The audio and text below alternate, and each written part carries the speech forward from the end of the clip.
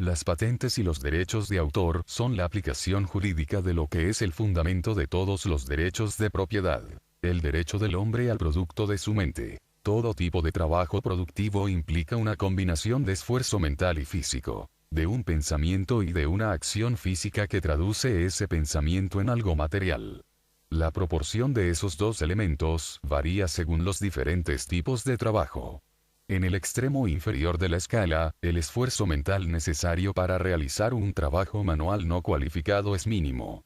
En el otro extremo, lo que las leyes de patentes y derechos de autor reconocen es el papel primordial del esfuerzo mental en la producción de valores materiales. Estas leyes protegen la contribución de la mente en su forma más pura, el originar una idea. El tema de las patentes y derechos de autor es la propiedad intelectual. Una idea como tal no puede ser protegida hasta que se le ha dado una forma material. Una invención tiene que ser plasmada en un modelo físico antes de poder ser patentada. Un cuento tiene que ser escrito o impreso. Pero lo que las patentes o derechos de autor protegen no es el objeto físico en sí, sino la idea que él encarna. Al prohibir la reproducción no autorizada del objeto, la ley declara, en efecto, que el trabajo físico de copiarlo no es la fuente del valor del objeto, que ese valor es creado por el autor de la idea y no puede ser utilizado sin su consentimiento. Por lo tanto, la ley establece el derecho de propiedad de una mente sobre lo que ella ha traído a la existencia. Es importante señalar, a este respecto, que un descubrimiento no puede ser patentado, solo una invención. Un descubrimiento científico o filosófico, que identifica una ley de la naturaleza, un principio o un hecho de la realidad antes desconocido, no puede ser la propiedad exclusiva del descubridor, puesto que a. Él no lo creó, y b. Si decide hacer público su descubrimiento, afirmando que es verdad, no puede exigir que los hombres continúen aceptando o practicando falsedades a menos que él les dé permiso. Él puede patentar el libro en el que presenta sus descubrimientos, y puede exigir que su autoría del descubrimiento sea reconocida, que ninguna otra persona lo plagie o se apropie del crédito que le es debido a él, pero no puede patentar el conocimiento teórico. Patentes y derechos de autor se refieren solo a la aplicación práctica del conocimiento, a la creación de un objeto específico que no existía antes en la naturaleza, un objeto que, en el caso de las patentes, tal vez nunca habría existido sin el autor que lo creó. Y, en el caso de derechos de autor, nunca habría existido. El gobierno no otorga una patente o un derecho de autor, en el sentido de un regalo, un privilegio o un favor. El gobierno simplemente los protege, es decir, el gobierno certifica el origen de una idea y protege el derecho exclusivo de su propietario a su uso y disposición.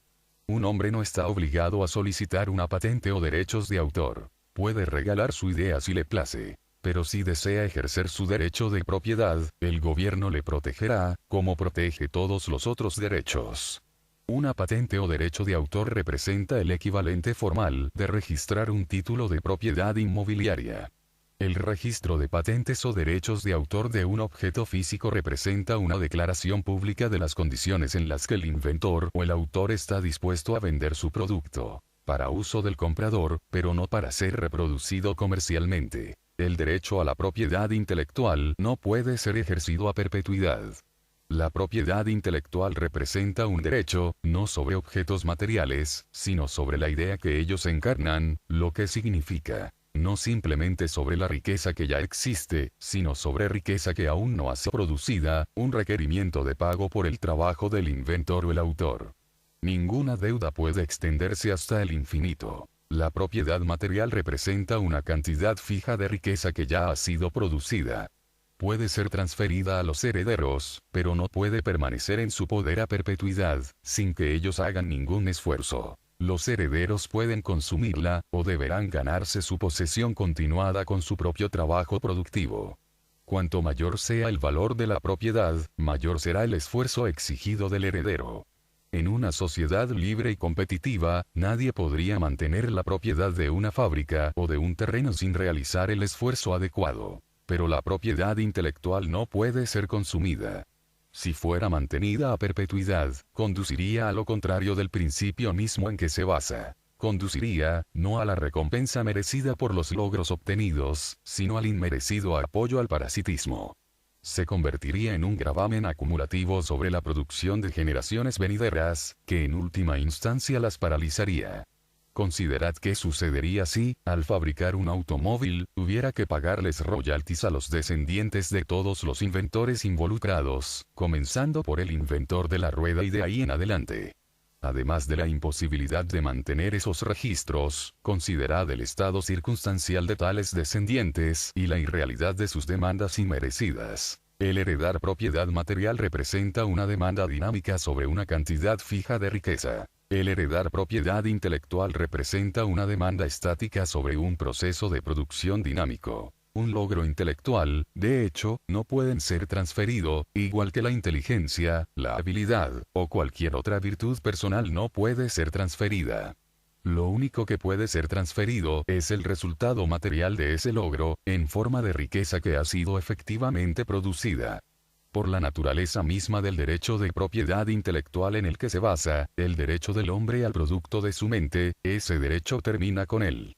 Él no puede disponer de aquello que no puede conocer o juzgar. Los resultados que aún no han sido producidos, los resultados indirectos o potenciales de sus logros 4 generaciones, o 4 siglos, más tarde. Es en este tema en el que nuestra terminología más bien colectivista puede ser equívoca. Al expirar una patente o unos derechos de autor, la propiedad intelectual en cuestión no se convierte en propiedad pública aunque se dice que está en el dominio público. Deja de existir como propiedad.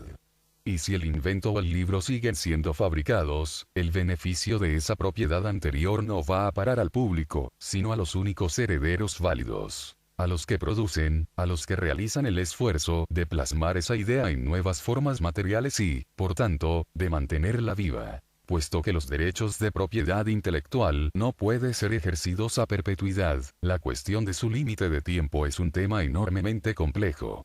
Si se les limita a la vida del autor que los origina, destruiría su valor al hacer imposibles cualquier acuerdo contractual a largo plazo. Si un inventor muere un mes después de lanzar su invento al mercado, eso puede arruinar al fabricante que haya invertido una fortuna en su producción.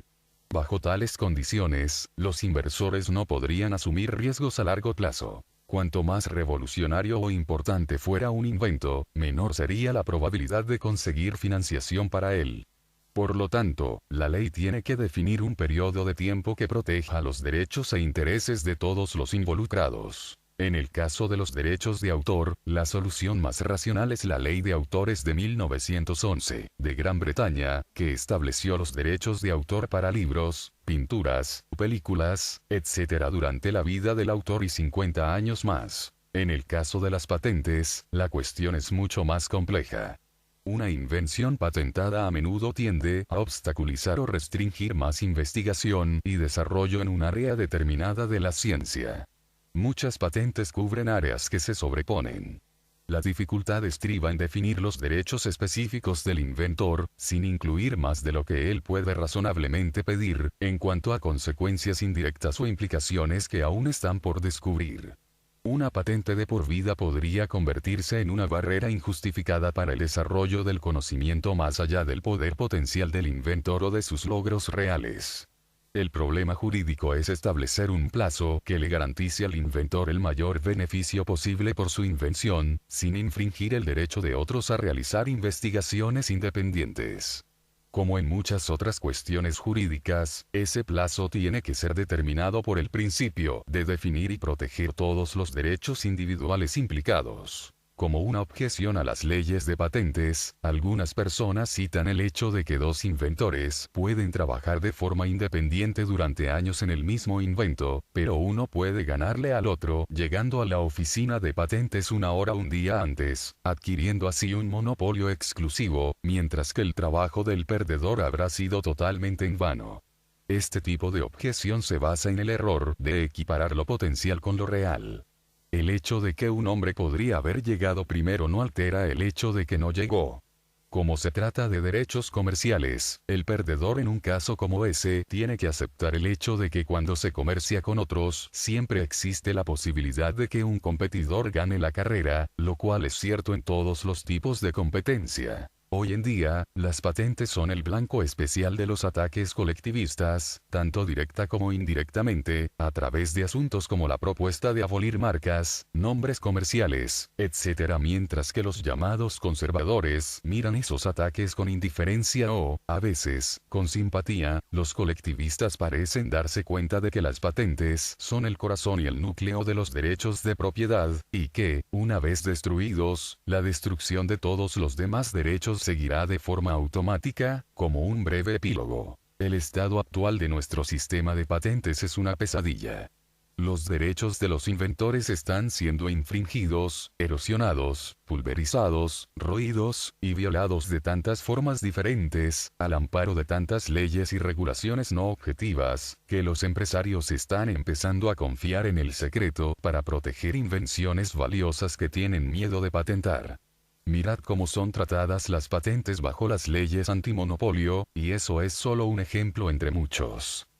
Los que observan el espectáculo de la progresiva caída de las patentes, el espectáculo de la mediocridad bregando por aprovecharse de los logros de un genio, y los que entienden sus implicaciones, entenderán por qué en los últimos párrafos del capítulo 7, parte I de la rebelión de Atlas, uno de los hombres más culpables es el pasajero que dice: ¿por qué debe ser Rearden el único a quien se le permita fabricar el metal Rearden?